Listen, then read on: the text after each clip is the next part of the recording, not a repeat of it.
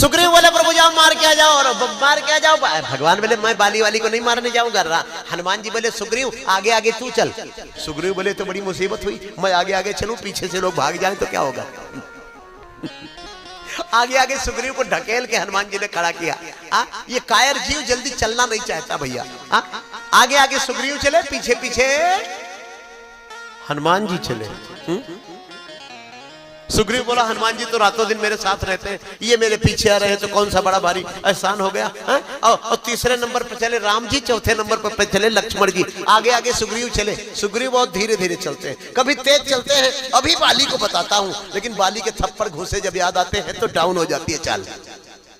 सुग्रीव कभी बाली से नहीं लड़ सकते, बाली हावी रहेगा। इन कायरों के ऊपर सदैव काल का डर हावी रहता है। थोड़ी दूर सुग्रीव चलते हैं और पीछे मुड़कर देख लेते।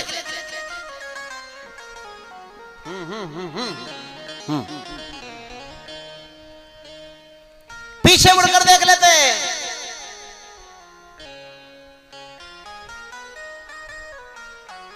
आ रहे हैं कि लौट गए। फिर देख लेते हैं, चले तो नहीं गए, भाग तो नहीं गए, क्योंकि बाली के नाम का खौफ बहुत है। ओहो। चलो चलो देखते हैं क्या होता है।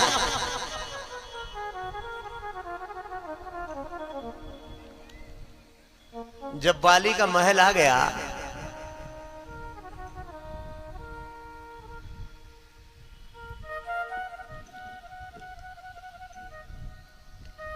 भगवान श्री राम ने सुग्रीव से कहा आवाज लगा, ललकार बाली को। सुग्रीव बोले प्रभु कभी मैंने ललकारा नहीं, आज तक आप कह रहे हो तो ललकारता। क्या कहना है? राम जी बोले बोल तेरा काल सुग्रीव आ गया। सुग्रीव बोले प्रभु 1 महीना इसका अभ्यास करना पड़ेगा बोलने के लिए। मैंने कभी बोला नहीं। दरवाजा ठोका, बाली बोला कौन? सुग्रीव चुप। राम जी बोले बोल बोल बोल। इतना ढकेलने के बाद भी नहीं बोल रहा है। राम जैसा बलवान सहायक आ गया। सुग्रीव बोले बाली से तेरा काल आ गया, अब तू ज्यादा दिन जीवित नहीं रहेगा।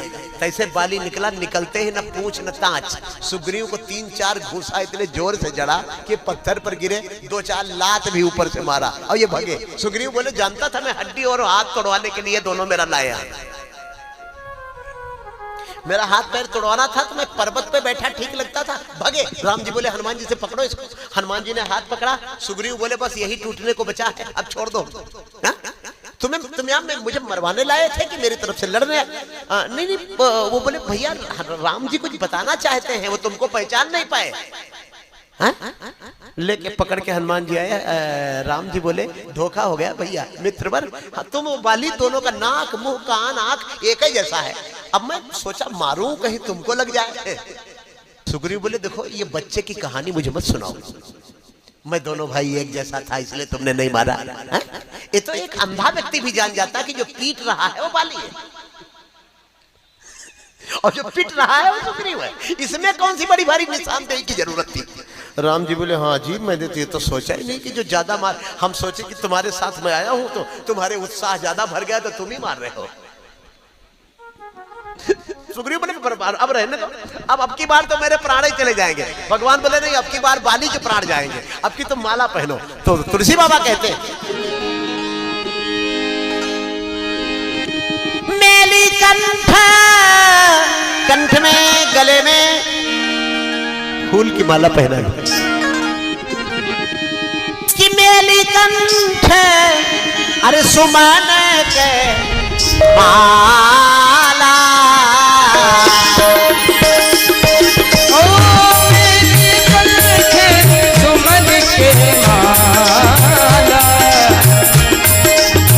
पठवा पुनी बल दे विशाला, पठवा दे विशाला। मेली कंठ सुमन के माला, मेली कंठ सुमन के माला। पठवा पुनी बल दे विशाला, पठवा पुनी बल दे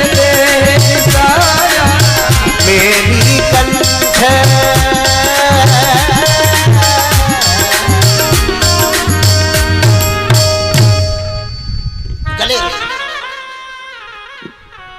गले में पुष्प की माला पहना करके भगवान ने भेजा। पुनि नाना विध भई लड़ाई, बिटप ओट देखें रघुराई।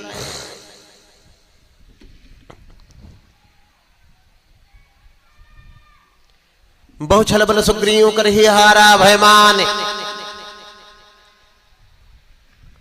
मारा बाली राम तब हृदय मांझ सरतान परा विकल में सर के लागे। सुग्रीव का पक्ष लेकर के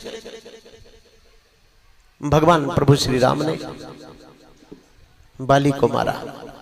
तमाम वार्तालाप हुआ बाली का और भगवान राम का। वाल्मीकि रामायण में वर्णन है। परा विकल महेश्वर के लागे, पुनि उठ बैठ देख प्रभु आगे। वो अमोघ बाण भगवान का बाली के हृदय में लगा, गिरा बाली और फिर उठ बैठा। ऐसा कोई वीर नहीं मिला, ऐसा कोई बहादुर नहीं मिला जो राम का बाण लगने के बाद गिरा हो और फिर उठ बैठा। एक बाली ही पूरी रामायण में है जो बाण लगने के बाद गिरता है लेकिन फिर उठ बैठता है। राम के बाण से कोई उठता नहीं है लेकिन बाली उठ बैठता है। यही बाली के बल की विशेषता है। हा? परा विकल महेश्वर के लागे, पुनि उठ बैठ देख प्रभु आगे। देखा भगवान आगे खड़े हैं, श्याम गात सांवला शरीर, सिर जटा बनाए, अरुण नयन सर चाप चढ़ाए।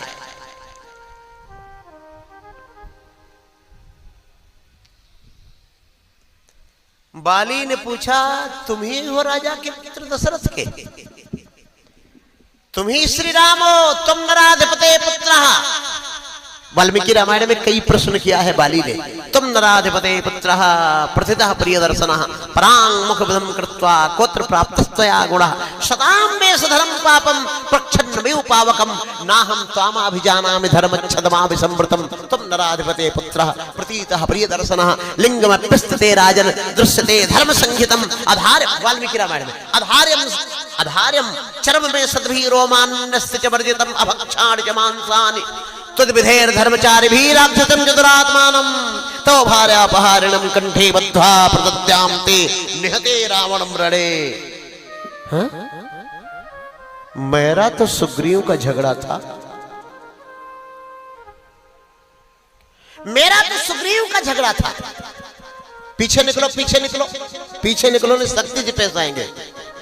मेरा सुग्रीव का झगड़ा था, तुम बीच में कहां से आ गए? क्यों मारा मुझे?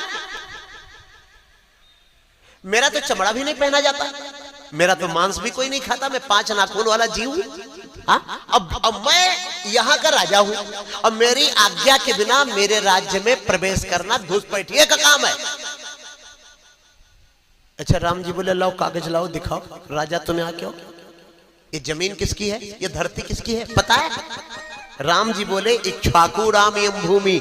वाल्मीकि रामायण में वर्णन है, ये इक्ष्वाकु वंशीय राजाओं की जमीन है। यहाँ तक समुद्र के किनारे तक अयोध्या का राज्य है। उसमें तो तुम्हारे जैसे छोटे छोटे छोटे छोटे पता नहीं कितने राजा हैं। तो क्या वहां जाने के लिए हमको छोटे राजाओं की आज्ञा लेने की जरूरत है? प्रधानमंत्री अभी दिल्ली में आए तो यहाँ के मुख्यमंत्री की आज्ञा लेगा वो क्या? ये यहाँ के विधायक की आज्ञा लेगा क्या प्रधानमंत्री कि मैं दिल्ली आना चाहता हूँ? ये यदि कोई ऐसा कहे तो फिर वो जानता ही नहीं है कि उसकी पावर क्या है, उसकी ताकत क्या है। भगवान राम बोले ये मेरे इक्ष्वाकु वंशीय राजाओं की अन्यान्य वार्ता। अरे कहा राक्षसम के दुरात्मानम तो भार्यापहारिणम। आपकी पत्नी का हरण करने वाले पापी राक्षस रावण के लिए मेरे से कहा होता ई कायर सुग्रीव, ये रावण के सामने तो खड़ा ही नहीं हो पाएगा। और यदि आपने मुझसे कहा होता तो कसम पिता इंद्र के चरणों की, उसके गले में रस्सी लपेट के पटकता हुआ। बाली बोला उसको पटकता, समुद्र में डुबोता, घसीटता, लाता, आपके चरणों में पटक देता उसको मेढक के जैसे। एक बार कहे तो होते हमसे। हाँ राम जी बोले लेकिन हमको तुमसे कहना तो नहीं था। हम अहंकारी और दुराचारी से मदद नहीं लेते। हम किसी निर्बल को बलवान बनाकर उसे सबल बनाते।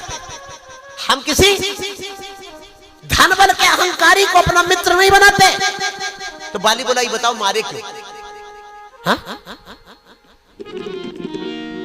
राम जी बोले अनुज बधू भगिनी सुत नारी, अनुज बधू भगिनी सुत नारी, सुन सखिए कन्या समचारी, सखिए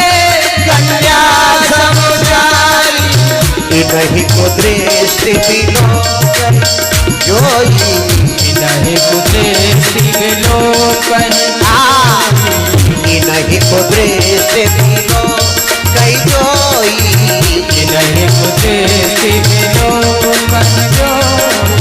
ताहि बधे कछु पाप न होई ताहि बधे कछु पाप न होई नहीं को दृष्टि बिलो कई जोई नहीं को दृष्टि बिलो नहीं को दृष्टि बिलो नहीं को दृष्टि बिलो नहीं को दृष्टि बिलो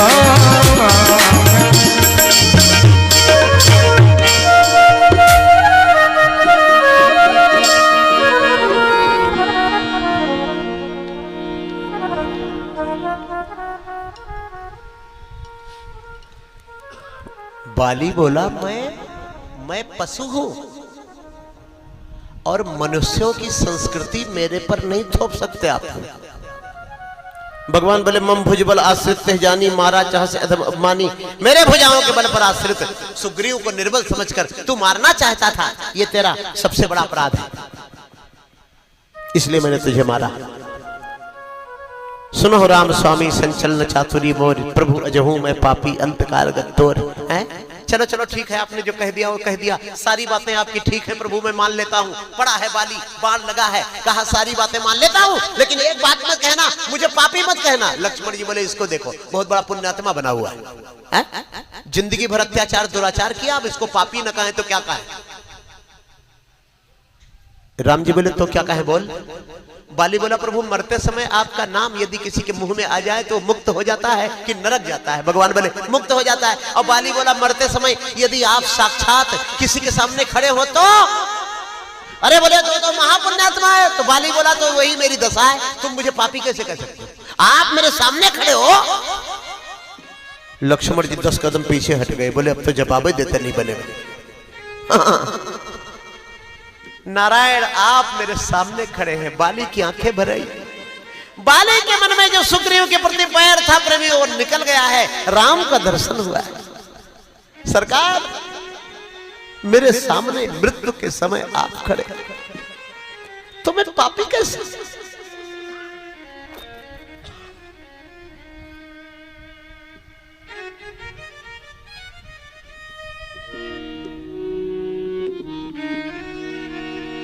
यह बिनती रघुबीर गोसाई,